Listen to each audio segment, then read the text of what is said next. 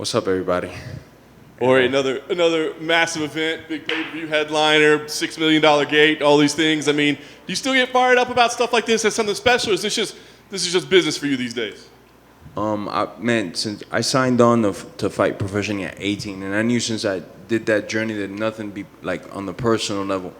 Reason being, fight night, nothing's personal, man, and still nothing is personal. This is as close as it gets to personal. There's one individual that I'm gonna break his face shortly.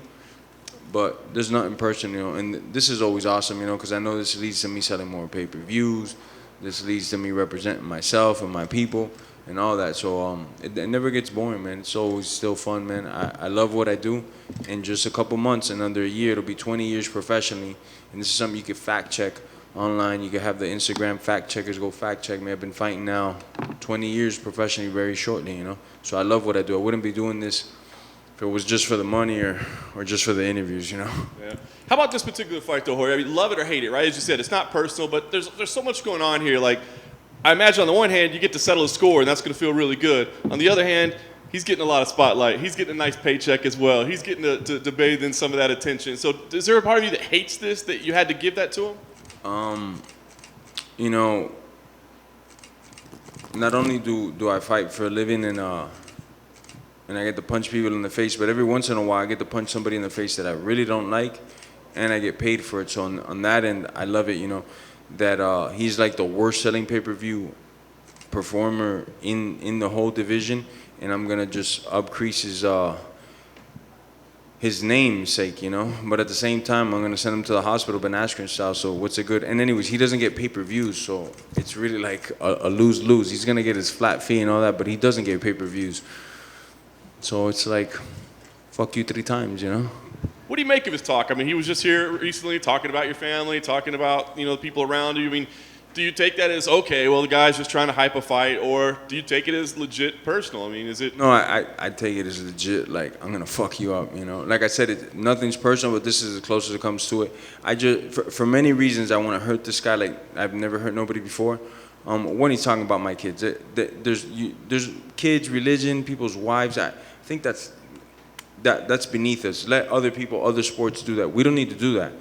When it's 2 men getting in that cage or 2 women getting in that cage, you don't need to do that. We're going to fight and we're going to find out. If you want to talk crap about me, about my speed, my reflexes, I get all that, but what do my kids have to do with it? Another thing that I don't get, why does he talk about women so much? Every chance he gets, he attacks Amanda, attacks Joanna, or any of these fighters. And I think I figured it out. There's some doctors that we've been talking to. I think he's going to have a sex change, and then he's going to go on over and start fighting women maybe, because, as he says, he's just building a pay-per-view, So maybe that's what he's doing. So he's a very interesting character, a lot of flaws in his head, and I can't wait to straighten him out. Tactically speaking, obviously, we know you guys spend a lot of time training together, so I do wonder, what advantages do you take out of that time together? I mean, is there something that you know about, whether it be psychological, whether it be about tactical, whether it be about, his approach to things? Is there anything that you take out of that time that you had together that you can use? I've never quit on a session, right? Like when me and him go, I've never quit, no matter how much. If it was a wrestling session, no punches involved, and he just beat me up wrestling, I never quit. He's quit when we're going strikes, and from body blows and stuff like that. He's gotten upset, taken his gloves off, walked out of the cage. He's had to have the coaches talk to him and say, hey, man, it's just training, relax, you're getting a little bit too heated, just get back in there, it's all good. I've never done that, I'll take my ass whooping like a man, and I'll give my ass whooping like a man. Like I've said in numerous interviews, he could be an all right hammer. That he could do. He can never play the nail role. And as soon as things don't start to go his way, man, he quickly unfolds. It's a snowball effect. We've seen him. You'll see the facial expressions he makes when things ain't going his way. When Woodley Alves wasn't giving in to him and put him in a little guillotine before he could even sink it in tapped, It's just, it's the nature of the beast. He's a good hammer, but never a nail. So last thing for me, we saw after his last fight him kind of say, Usman, it was just about business and money. I mean, you win this fight, he gets up and says, hey, Jorge, we was just selling pay-per-views. It's all good. Do you accept that from him? He knows me like through and through, He would never dare do that. He wouldn't get close to me in any circumference or anything like that. He wouldn't put himself at a chance where I could end his ass again, Especially because he's talked about my kids. My kids don't do a pay-per-view sell. Like, people ain't tuning, oh, he's talking about his kids, I'm really going to tune in now. He talked about Usman's dad, I don't know how many times, calling him all types of things, Usman's mom. And then you're going to say it's just business, I'm selling pay-per-view, I love you, bro. When he had said for months, I'll never shake this guy's hand. That shows how much of a coward he is, what a snake he is, bro. He'll say whatever and whenever, and then when the light's on him, when it's time to be a man about it, he does what he does. You know, I can't respect him in any way, shape, or form, man. You know, and kind of like Ben Askren, like I don't care for Ben Askren, and if Ben Askren we're in a place and he says something to me, then shit, we could either fight or not. You know, if he's cool, I'll be cool, or we could fight. But with Colby, it'll always, for as long as we both live, will always be a problem. Just because he mentioned my religion, just because he mentioned my kids. And I think for future generations, I don't want the 10-year-olds that are going to be in the sport taking over in the future thinking that's how you sell pay-per-views. Because, again, I say he is the worst-selling pay-per-view guy. Even with all his antics and talking about everything under the sun, doesn't sell no pay-per-view, so obviously it doesn't work, you know? Jorge, do you look at Colby now, and from that guy who used to live with you, do you even recognize him, or is he completely 100% changed as a person? It's not that he's changed as a person, because the only thing shittier than his current act is his real self, you know? He would take my coach went with him to Brazil. My coach coached him in his amateur fights all the way to he fought RDA, and we were both in his corner cheering him on for him to get that belt. And as soon as he had the chance to like do right, pay this guy, man, because he's been with you 4 or 5 years, hasn't made a fucking penny. Now you finally earned some coin, pay this guy back. What did he do? Fuck you, paid him $0, you know? So I don't know, man, what to tell you. He's just as shitty as he was then, and it's just a little bit more personified for the TV. It's a little bit more glorified for the TV, how shitty he could be. I'm sure he left everybody here with a bad taste in their mouth. You guys don't have to all agree at once, but fuck, bro, nobody could stand the guy, you know? It's just bad antics after bad antics. Then after that, when he's in the corner, the UFC was gonna cut me. The UFC was gonna cut me, so I had to change my whole persona. You're still not selling no fucking pay-per-views, bro. You know? And then just 6-7 months ago, I got the video clip here somewhere. If somebody wants to play it. Jorge Masvidal's my best friend. Jorge Masvidal's my best friend. You ain't never heard me say that on tape. But what happened, man? Because 6, 7, 8 months ago, he was saying I was his best friend. What happened, bro? What, you didn't pay my coach and I didn't like that? You know, you fucking coward. Is there an argument? People always say, like, oh, Colby's just playing a character. But if you're playing a character all the time, at what point are you not even playing a character anymore? At what point are you just that person?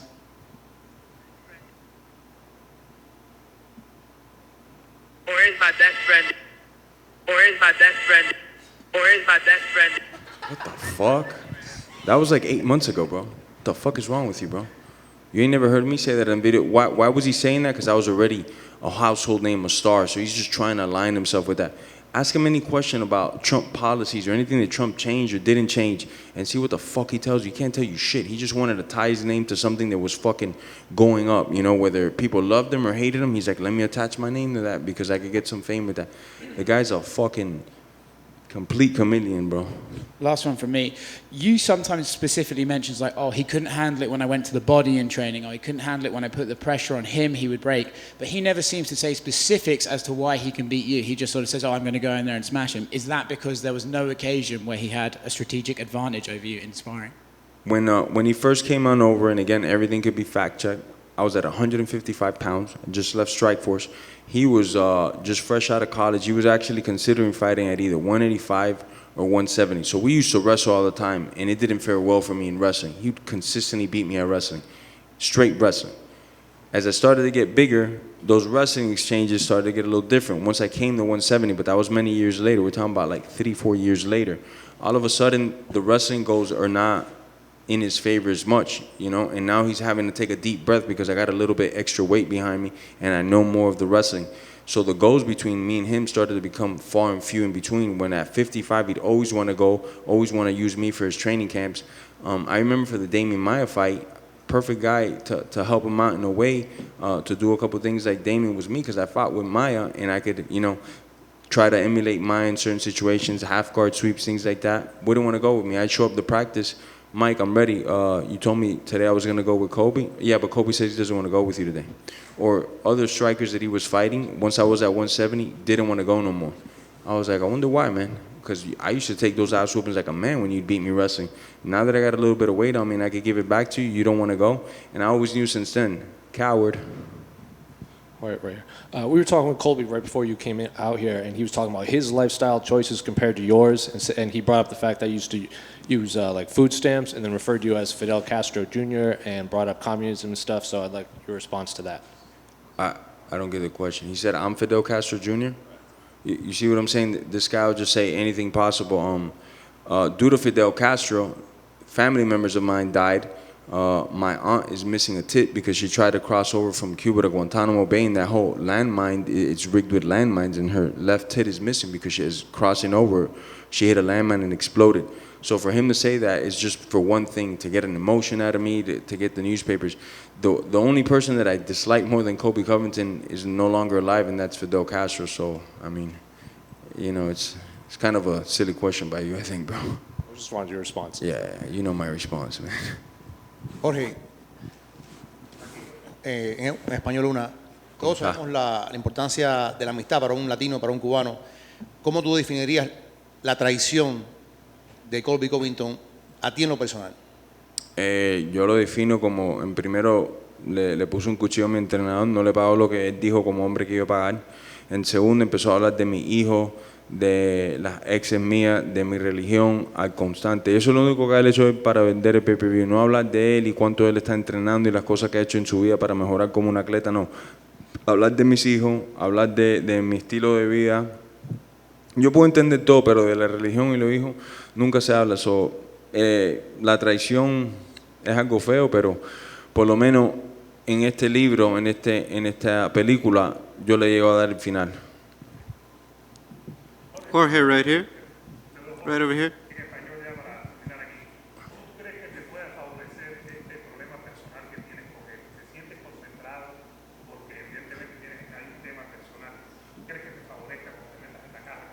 Me favorece porque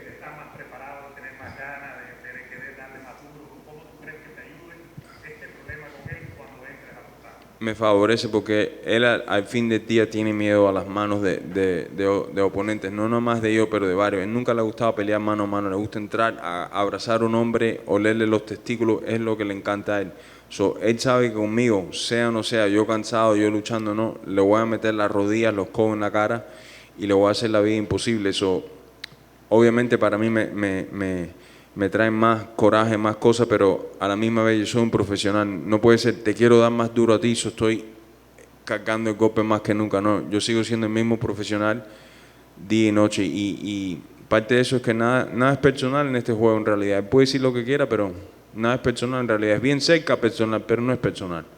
Jorge, down here to your left. If this fight goes the way that you want to and you get to, stick the hatchet in his neck, I think that was a quote that you said, how satisfying will that be, and where will it rank in your victories? In my victories, it'll rank, it'll put me as the #1 contender. I'll be competing for the title shortly after, so that's definitely a plus, But as far as like having beaten great fighters and stuff, I wouldn't even talk to my grandkids about this guy, It'd just be some personal stuff, and yeah, I beat this guy up and some dude I never really liked, and that's it. But as far as accomplishments go, nah, he won't rank on there as far as accomplishments. I don't like his style, how he fights. I think I'm going to make it look very easy come Saturday night, and people are not going to even give me credit. They're going to be like, yeah, I guess Masvidal was right. Kobe's overrated, overranked, and fucking a piece of shit individual. Jorge, right here. Jorge, you've talked about the insecurities you feel like you've brought out in Colby. Has there ever been any insecurities he ever brought out in you, whether when you first started training or anywhere else? I wouldn't say insecurities, but I knew he wrestled since he was 7 years old. I didn't come into wrestling until much later, till I started MMA. I wouldn't say insecurities, but strong, like, hey, I know I'm not great in this department. Let me get better at it. I'll keep going with this individual, but insecurities is not something that guy could bring out of me. People talk about how you guys going to keep the emotions in check. Can you describe what do you think you're going to feel when the ref finally says go on Saturday night and you can finally put hands on him? Just another fight, man. Like I've said, there's a lot of emotions, but those will be left for after the fight. Maybe I'll cheer a little bit harder. Maybe I'll eat more cheeseburgers after. But really, man, when you're in there, I don't care about nothing else. My whole life leads to that, and I've been a professional now for 19 years. It's not going to change on that night. I'm not going to, oh my gosh, it's this guy that I hate and cock my hand back a little further to try to hit a little harder. Nah, it's just business, man. Ain't nothing personal. This is as close as it comes to personal, but ain't nothing personal in this shit. There's a bunch of scumbags that I've already dealt with prior to Colby, none at this level, but there's a bunch that I've dealt with before Colby, and there'll be a bunch more after. None of them are gonna take it personal. This is just a chapter in my life. Jorge, another one here. You cooked up a special plan for Ben Askren, and it came off in viral fashion. Do you have a similar one for Colby? I got a very similar plan for Colby. It starts violent and it ends even more violent. Jorge at the back. Hey, what's How up, you mate? doing? How you doing, man? Has this fight gone past the point of no return in terms of you two ever becoming friends again? You know, my kids mean a lot to me. My daughter's 13 years old. She's like online. I can't, control her every second of the day. So she goes on the phone. She sees things like, why is this person talking about it? Why are we getting brought up? Those type of things, I'll never let that slide in my life, man. I mean, we could be both of us in a very bad situation where we could maybe help each other to get out of the situation. And I would say, nah, we both die here. Like in a sinking ship, I'm causing a fist fight right there with him, and we both die. So if Colby extends a hand after the fight, is it super necessary that you don't shake it? He's not gonna come shake my hand under no circumstances. I'll tell you the first thing why, because he's gonna be headed to the hospital. All you guys are gonna prophesize it now. Are gonna put Monday morning, Colby Covington still in critical condition, might not make it. That's all I'm trying to do, man. All right, back here. The fight's on 305 day. He's calling himself the King of Miami. Do you have extra motivation to put on for your city on Saturday? Again, the delusions I talk about, this guy's from Oregon, moved to Florida, not even Miami, moved to Florida when he was 28 years old, lives in like Fort Lauderdale or something like that, doesn't even live in Miami. So for me to even address that, it's like wasting, it's like me saying I'm the King of England, Which is fucking, people are gonna laugh me out of death, you know what I'm saying? It's the same exact thing with this guy. Ain't nobody with my city supports this guy, looks at this guy and goes, oh yeah, this is one of our representatives. Quite opposite, the opposite, He doesn't like to go out of Miami too much because, man, shit might happen to his ass. And after this fight, I'm telling you, he might not be allowed in the city because I get a lot of phone calls constantly where this guy's at, and people asking me, green light this guy? I said, no, nobody can touch this guy but me. But after the fight, he belongs to the city. He'll see where he really stands after the fight. Thank you, everybody. Get ready for some violence on Saturday, man. My Van Gogh's gonna be up.